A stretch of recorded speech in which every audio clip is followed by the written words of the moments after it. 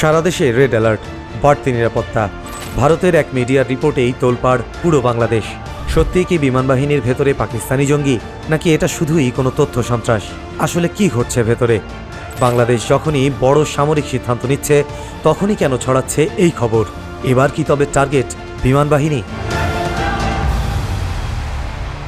সম্প্রতি ভারতের আসাম ভিত্তিক নর্থ ইস্ট নিউজ বাংলাদেশ বিমান বাহিনী সম্পর্কে অত্যন্ত চাঞ্চল্যকর কিছু খবর প্রকাশ করেছে, যেখানে দাবি করা হয়েছে বিমান বাহিনীর 1 ডজন কর্মকর্তা দেশ ছেড়ে পালিয়েছে এবং বাংলাদেশ বিমান বাহিনীর ভেতরে পাকিস্তান ভিত্তিক জঙ্গি সংগঠন টিটিপি বা তেহরিকি তালিবান পাকিস্তানের নেটওয়ার্ক পাওয়া গেছে।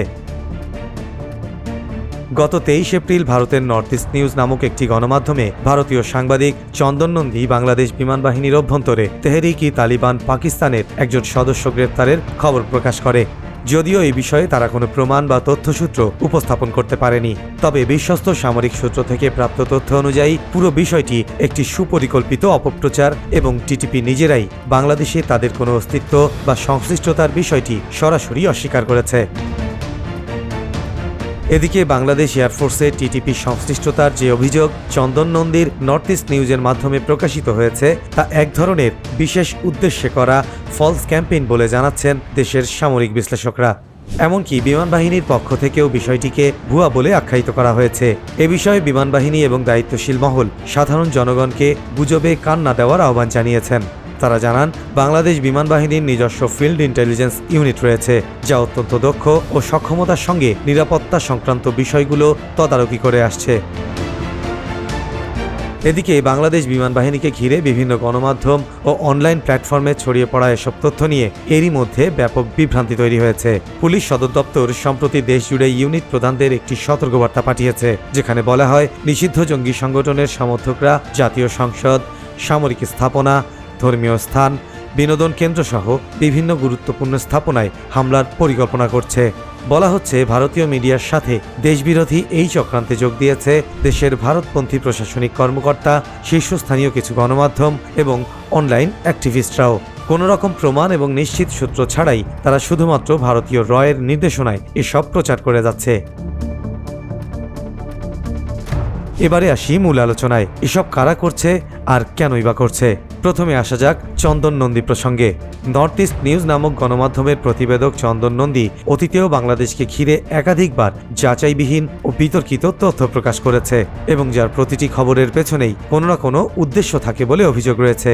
কথিত আছে এই চন্দন নন্দী ভারতীয় গোয়েন্দা সংস্থা রয়ের একজন মুখপাত্র এবং এজেন্ট, যিনি মূলত বাংলাদেশের সামরিক বাহিনীকে নিয়ে বিভিন্ন বানোয়াট গল্প প্রচার করে বাংলাদেশের সামরিক বাহিনীতে ভারতের স্বার্থ সিদ্ধির পথকে সুগম করে থাকে। আর এই নেটওয়ার্কে তার সাথে যুক্ত হয় প্রথম আলো, কালের কণ্ঠ সহ প্রথম সারির কিছু পত্রিকা।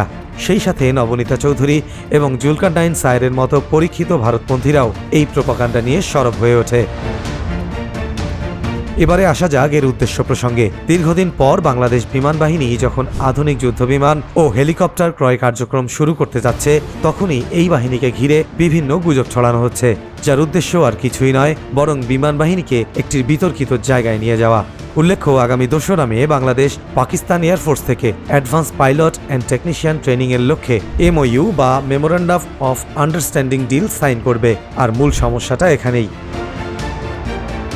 প্রস্তাবিত MOU অনুযায়ী বাংলাদেশ বিমান বাহিনীর পাইলট, এয়ারক্রাফট টেকনিশিয়ান এবং ইঞ্জিনিয়ারদের জন্য পাকিস্তানে বিশেষায়িত প্রশিক্ষণের সুযোগ সৃষ্টি হবে। প্রতিরক্ষা বিশ্লেষকদের মতে এই প্রশিক্ষণ কর্মসূচিতে অন্তর্ভুক্ত থাকবে উন্নত fighter pilot training, air combat tactics এবং আধুনিক যুদ্ধবিমানের রক্ষণাবেক্ষণ ও প্রযুক্তিগত ব্যবস্থাপনা।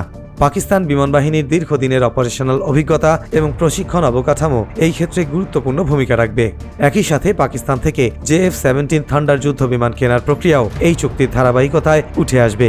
বিশ্লেষকদের মতে গুরুত্বপূর্ণ এই চুক্তিকে ভেস্তে দিতে এবং পাকিস্তানের সাথে চলমান সরাসরি ফ্লাইট বাতিল করতেই পরিকল্পিতভাবে বাংলাদেশ এয়ারফোর্সকে নিয়ে এই নাটকটি সাজানো হয়েছে।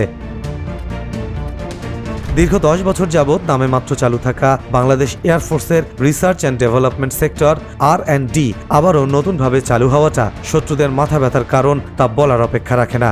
এই প্রতিষ্ঠানটিকে পঙ্গু বানিয়ে রাখাই হলো রয়ের আসল উদ্দেশ্য। আর তাই উদ্দেশ্য প্রণোদিতভাবেই বাংলাদেশ বিমান বাহিনীকে আন্তর্জাতিক মহলে একটি জঙ্গি সম্পৃক্ত বাহিনী হিসেবে উপস্থাপন করার চেষ্টা চলছে, যাতে বাংলাদেশের আধুনিক যুদ্ধবিমান বা সামরিক সরঞ্জাম ক্রয় করা বন্ধ করা যায়। তবে সবচেয়ে বড় সংখ্যা কিন্তু সীমান্তের ওপারে নয়, বরং তা দেশের ভেতরে। আমাদের দেশের সিংহভাগ রাজনীতিবিদরা যে দেশপ্রেমিক নয় সেটা সবারই জানা। তাদের সবার কাছে এই দেশের সার্বভৌমত্বের চেয়ে নিজেদের ক্ষমতাটাই বেশি প্রিয়। আর বহিঃশত্রুর এসব চালে খুব সহজেই তারা পা দেবে এবং এই জঙ্গি কার্ড খেলে নিজেদের প্রতিপক্ষকে ঘায়েল করার সুযোগ সৃষ্টি করতে চাইবে, যার প্রক্রিয়া ইতোমধ্যেই শুরু হয়ে গেছে। আর প্রশাসনে ঘাপটি মেরে থাকা ভারতীয় এজেন্টরা বাকিটুকু সম্পন্ন করে দেবে, যেটা সব মিলিয়ে আরও বেশি ভয়ঙ্কর হয়ে উঠবে। আর এটা চলতে থাকলে তাদের চালগুলোতে একের পর এক সফলতা পাবে, তাতে কোনো সন্দেহ নেই।